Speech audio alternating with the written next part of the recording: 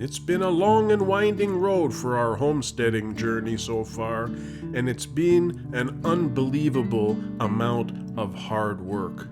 And our dream of living this type of lifestyle has been years in the making.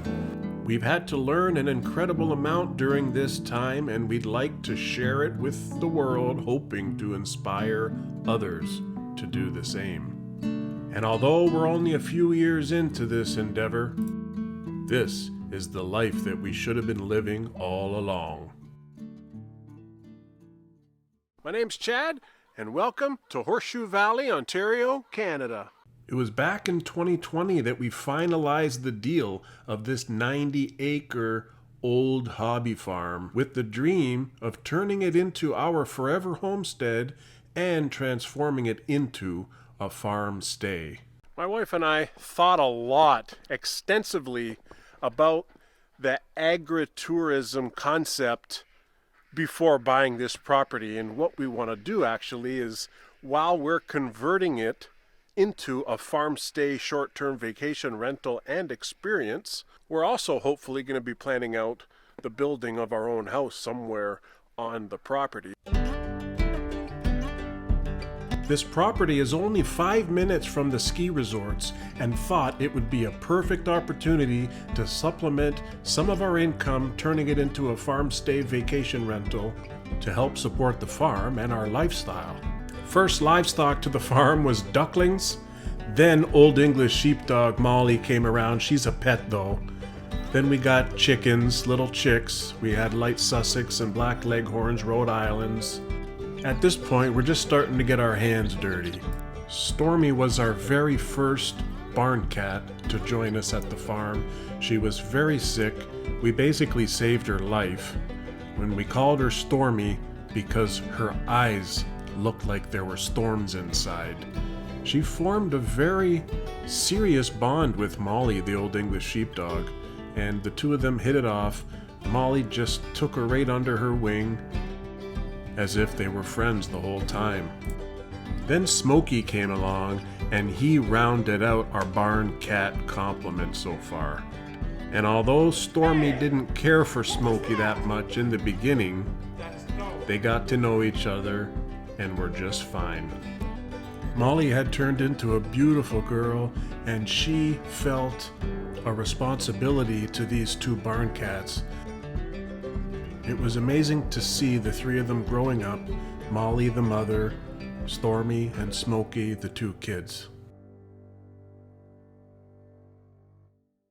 The farmhouse itself is a century farmhouse. It's 107-year-old, and it needed a little bit of work, just cosmetic, to fix it up and get it to the point where we were comfortable enough to attract people to want to stay here. It's a very small house. It's got 4 bedrooms, but the bedrooms are extremely small, just enough for a bed. We decorated it in our rustic style. We did a bit of painting, little bit of barn board here and there. The master bedroom does have an ensuite bathroom, so that's a plus. We also completely transformed the country-style garden all around the house. We put flowers and all sorts of goodies to make it look inviting. My darling has a great sense of style, so I left it up to her to do what she wants in order to attract people to stay. And of course, Molly helped me to build a fire pit area so people could chillax outside, make some s'mores, family bonding time, things of that nature. Overall, we think the farmhouse turned out incredible, and the gardens have been growing and growing over the past couple of years, and we have nothing but good comments from all of the guests that stay here. My darling has always dreamt of having her own garden, so I decided to give it to her. She's worked hard all her life, just like I have, so she deserves it.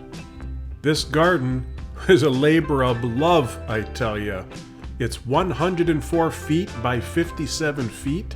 I cemented the posts of the corners and the center, and I used ground spikes for the rest of the posts. This is all done with pressure treated wood.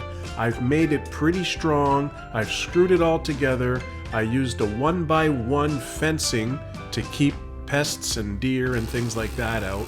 I know it's not perfect, but it's gonna help. It'll also help keep the dogs out.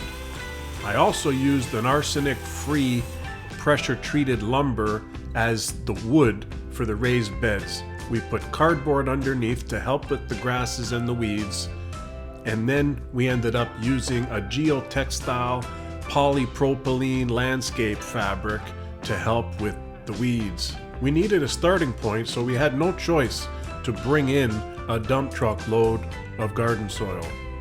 Some of the shallower beds we just put the soil direct, and some of the deeper galvanized beds we used the hugelkultur method of putting rotting wood and logs in the bottom of the beds. It's supposed to help with the decomposition of the logs, releasing a little bit of nitrogen every year. The first few harvests were very exciting, and we figure we have our whole life ahead of us of working on this self-reliance thing. We also planted a nice sized blueberry patch in a separate area outside the garden. And we tried our hand at growing mammoth sunflowers. They were like 9-10 feet tall, 10-inch heads. We got a ton of seeds from them, and it was a really good experience. We can't wait to see what we can do this coming gardening season. More beds, more plants, more veggies. Ah, what a great life. Over the past couple of years, we've continued to compile our livestock complement, both for setting up our future homestead and for the farm stay guest attractions. And we now have rabbits, mini pigs, ducks, chickens, geese, tons of barn cats, and a couple of sheepdogs, as you know, Molly. Plus there's Olive, who was given to us by a viewer in a rehoming situation. We're glad to take her in. She's amazing and we love her to bits. And her personality is a perfect complement to Molly.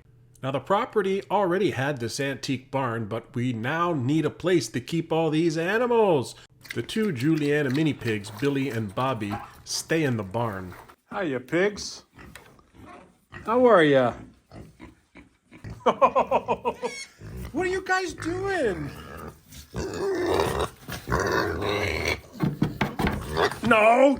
No! Get back in there! Get back in there! Billy! You too! Out! In! You! In! You! Out! Out! Sometimes I wonder what I get myself into. These pigs are strong! Stronger than me. These mini pigs sure are fun, though. They have great personalities. Are you okay, guys? What are you guys doing?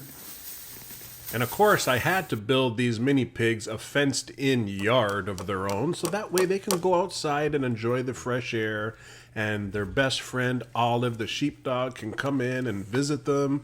They can root around, and I just like to see the animals at least walking free anyhow. The sheepdog, Olive, and Billy, the mini pig, seem to have bonded quite well, and they're pretty much best friends forever, you know. Since ducks were the first animal to the farm, it seemed logical for me to build them a duck house first, and I like to call it the Ducky Bunkie. I wanted to build it as interactive as possible for the farm stay guests, so that they'll be able to go in and enjoy themselves, and I also don't want to be banging my head when I go in myself to clean up. The Ducky Bunkie was a labor of love. It took me 2 months to build all by myself. I love it, and I'd like to think that the ducks love it too. I decided to build the goose caboose for the geese so that they could also free range in our orchard and protect the ducks. And yes, I did try my best to make this house look like a vintage caboose on a train. Who wouldn't love a goose caboose? And I'm able to let the geese out of this house and raid into the orchard to free range. And the pièce de résistance? The Château du Poulet. We burned down the old rotten chicken coop that was here to make room for this octagonal 7-coop chicken house, a one-of-a-kind beauty. I decided to build this state-of-the-art, one-of-a-kind Chateau du Poulet. octagonal 7-coop chicken house. I needed a way to make it as interactive as possible so that guests would be able to come in and hang out with the chickens and collect eggs. But also make it super functional for me so I don't spend hours doing chores, and so that it'll become a focal point in the yard.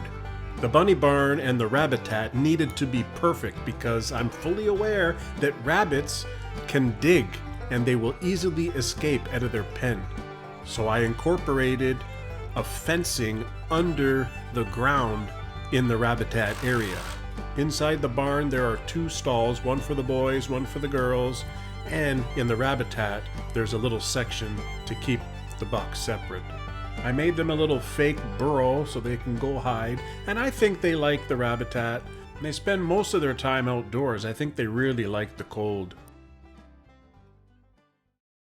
It's not always fun and games here on the farm. We've had our share of tragedies, and probably the most heartbreaking tragedy of all was losing my barn cat, Stormy, to predators. And Smokey Barn Cat had disappeared. He may have been taken by predators too. We ended up getting a bunch of cats from a farm. They were very feral and wild. I had to tame them, and that's where the nickname the Claw Crew was born. I tamed them over a 2-month period, and they've turned into some amazing mouse catchers.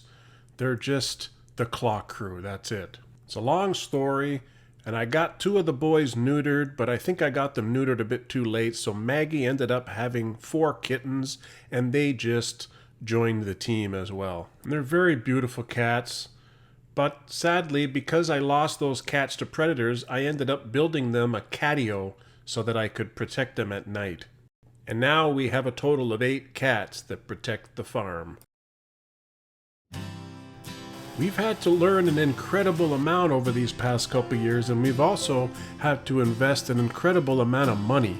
Now keep in mind that we've been planning all this for over 10 years, but what we did actually is buy our John Deere tractor over a 5-year payment plan. We did the same thing with the Kawasaki Mule, only a few less years. And we did all that in between our own vehicle payments, meaning we paid off our cars so we don't have a car payment, but now we have a tractor payment. Can you imagine us clearing all this snow without a John Deere tractor? It's impossible, especially our driveway is so long. We got our hands on a Champion 27-ton log splitter too, and that just helps save my back when we're in the process of preparing our firewood. We're making our own firewood bundles to sell too. Our Woodland Mills PTO wood chipper makes easy way of small logs in order for us to make our own wood chips. The property also came with 40 acres of hay, but we just leased that part out to the neighbor because I don't have the equipment nor the desire to deal with the hay. We've learned a ton about raising livestock, in particular chicken and duck, because we're raising them for our own consumption, and dog food too. But it's become really important to us to know exactly what's in our food and where it comes from. We've been learning about hatching our own chicks and ducklings, and it's been a lot of trial and error, but fun at the same time. We spent a lot of time dealing with varmint like squirrels in the attic. What a big job that was. Molly and I have had a blast exploring our 15-acre hardwood forest. Good times.